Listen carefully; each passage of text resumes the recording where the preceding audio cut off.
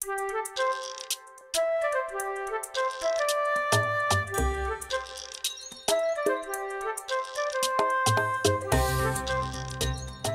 and foremost, I don't want to get political, but there has never been anything that the government's poked its nose into that was more poorly controlled by the market itself without government regulation.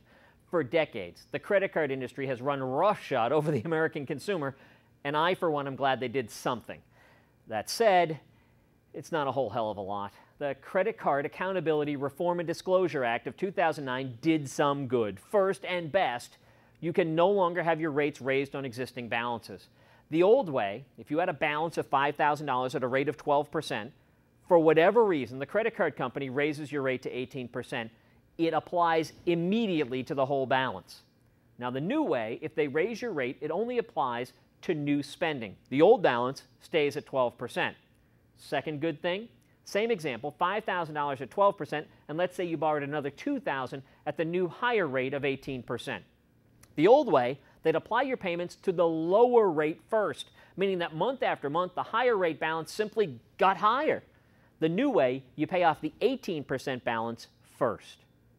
Third good thing, your statement now has to demonstrate exactly how long it will take to pay off your balance at the minimum payment.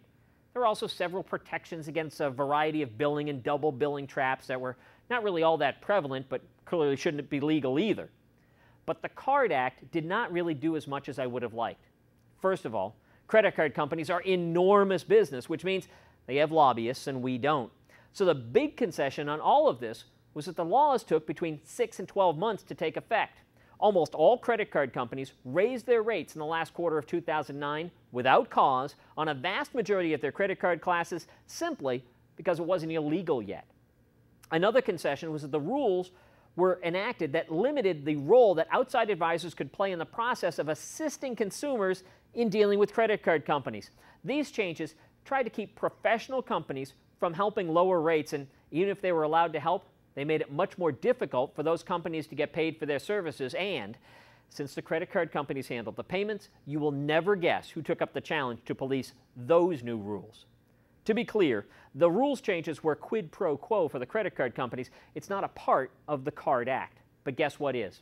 An amendment to the Credit Card Accountability Reform and Disclosure Act allows U.S. citizens to carry a loaded firearm into any U.S. national park.